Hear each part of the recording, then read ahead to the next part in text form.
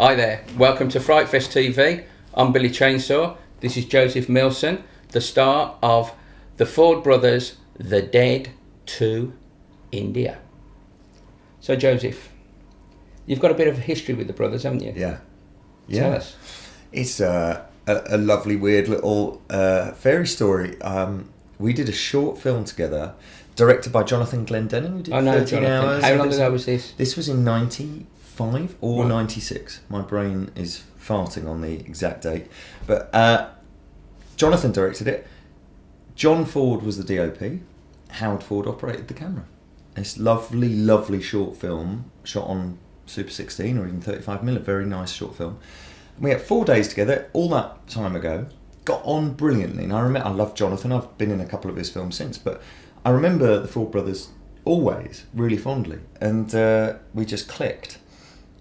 Cut to 17 years later. That happens sometimes. It does I've happen. had that, Yeah. especially with Facebook.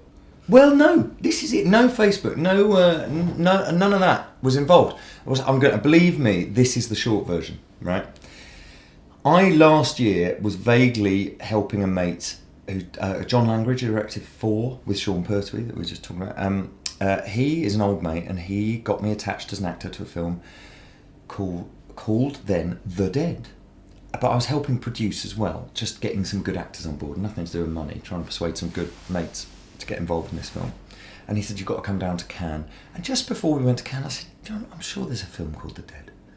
I love my horror films, but I'm out of touch, I've been too busy. I said, something's come out recently called The Dead. He went, no. I said, mate, I'm sure they're at IMDb.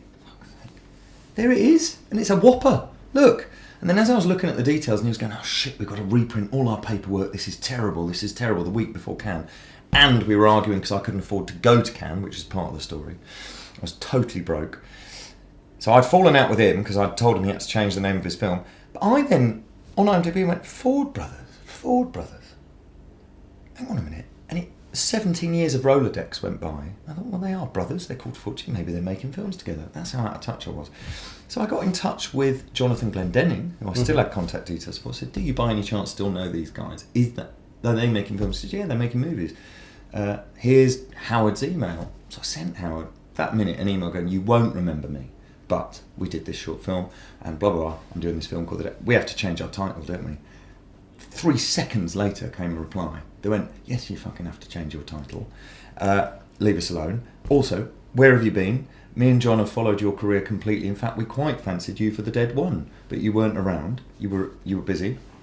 And what are you up to? We had this little chat, it was great. And he said, and also, something you said on that short film in 96 has been one of our family mottos. We were filming, I was in a suit of armour, it was freezing, snow on the ground, gibbering, I had frostbite in one hand, and some poor lady took pity on us, said, come into our house, we'll give you hot chocolate and things. And she brought us out everyone was so hungry and thirsty, and this lovely sweet woman brought out little fun-sized tins of Coke. Everyone else went, ugh. And I apparently went, ooh, heaps of fun. It was apparently the phrase I came out with. But it's been a family motto for them when things are shit. Well, that's good. So they'd never forgotten me. Heaps of fun was their T-shirt. Anyway, we had a chat. I said, all right, I might see you in Cannes. I can't really afford to go. He then, half an hour later, sent back, look, this is a bit random, Joe. I haven't seen you for 17 years, but I'm driving to Cannes in my Gran Torino. Do you want to come? Well, I drove. I've not seen how... We met at somewhere to get on a ferry. Hadn't seen him for all that time. Got in a car with him. Drove across the Pyrenees together. And I had then seen The Dead. I thought, I'll go and watch it. So I went and got it that week. I'd seen it just before we went. I had no idea about The Dead 2. On the journey down, he told me in the car all the nightmares of making The Dead 1. I said, Jesus, you should write a fucking book about this. It's amazing. He pulled the car over, opened the boot. There was a trunk full of books. Gave me a book. I read it in the hotel that night. Went to Cannes, had a great time. The film I went down there to help just sort of went... But unbeknownst to me, Howard and John sort of said, look, and they then went off from Cannes to write it at John's place in France with me in mind, but I didn't really know that.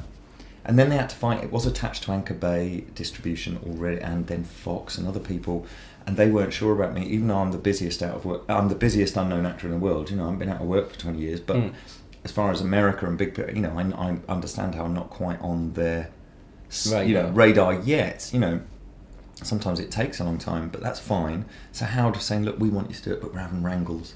They're getting upset because you're not American. I said, well, would they like to watch every single American TV show and movie that there is, and all the English actors playing Americans anyway? And then that's called acting, right? It's called acting, you know. And then there were various ways that the money people wanted too much control, and Howard and John can't work like that. So they eventually went, you know what? Thanks very much, no thanks. And they did it again, completely under their own steam, on a massively reduced budget, and said, look, if you're up for it, you ain't going to get rich, but it'll be a blast. I went, of course, I mean, you know, waved goodbye to my kids, thought possibly for the last time. Off I went. Yeah, and based on the fact that you saw the first film and read the book. And read the book. I knew what I was in for, which was really important, I think. They couldn't have had, and they knew I was someone who didn't whinge and would just get on with it. So you had no sense of trepidation whatsoever about none at all. Launching yourself into potential dangerous nightmare. Isn't that stupid, really, as a father? But no. I really wanted that experience. I think I'd had years, I really have been busy. Why I'm not rich, I don't know, but I've been so busy for so long, but it's all been either wonderful low-paid theatre work or homogenised English and sometimes American film work where everything is safety checked and health and safety and safe and slow, and there's no rock and roll element to it, and I knew it would be a rock and roll experience and it would kind of reawaken my love of doing it. And sure as shit, you know, it was the ultimate. It was like a guerrilla filmmaking experience completely, but with most guerrilla made films where it's like shooting from the hip and shit, we'll do it now, here.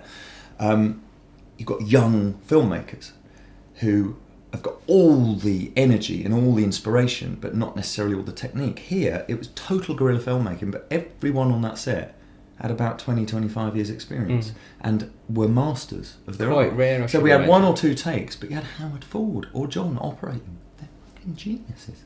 And you know, and I've been, whatever I'm like as an actor, I've done enough that I knew with what that entire film that I saw for the first time last night, I know there's not a take of mine in there that isn't first or second take, not one shot.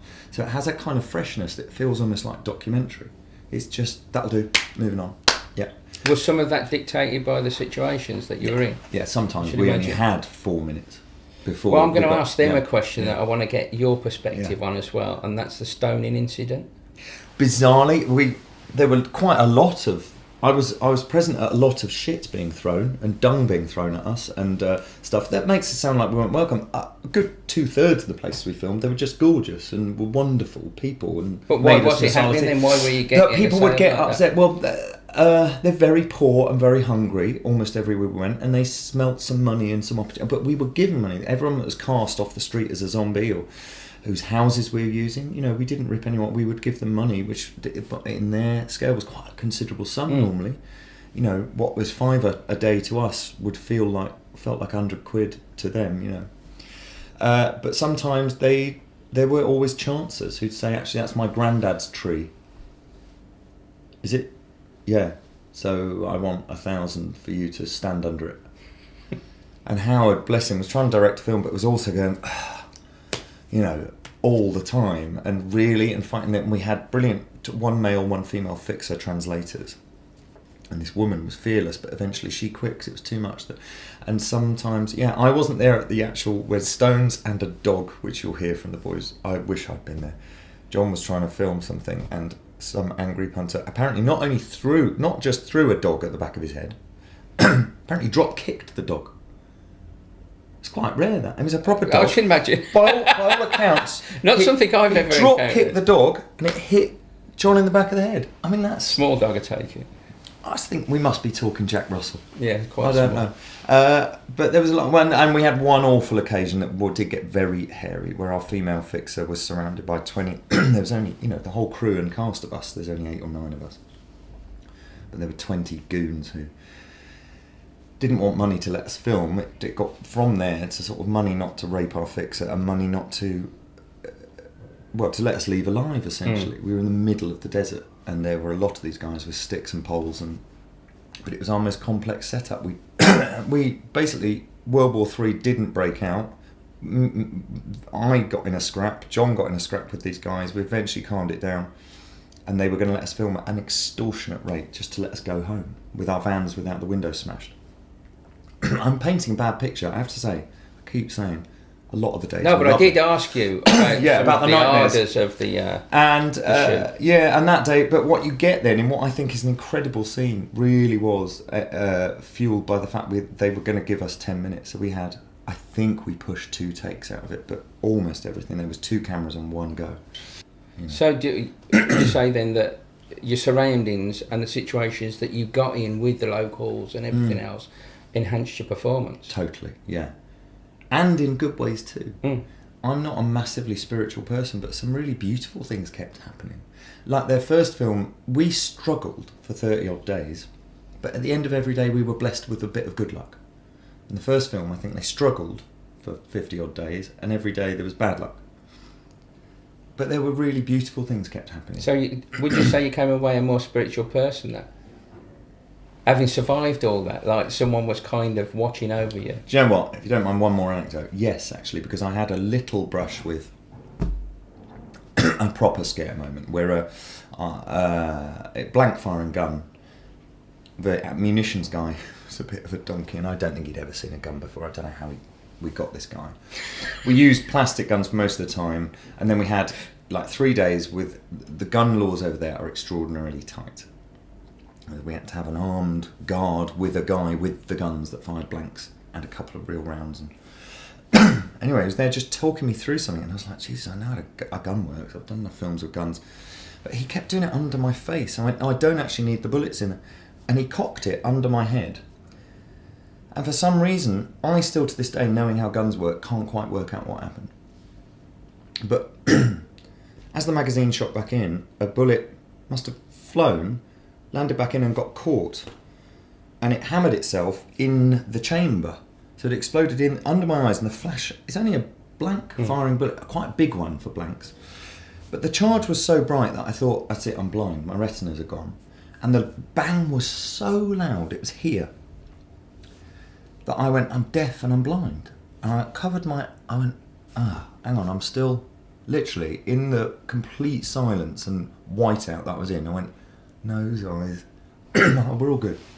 Teeth. But it felt like, well, that was close. Even though, in theory, a blank bullet can't hurt you that much. I then had I felt this tapping on my shoulder. I went, I'm all right.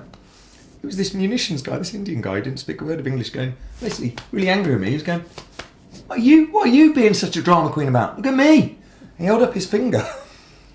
And there was a perfect, like a cartoon, bullet-shaped cutout.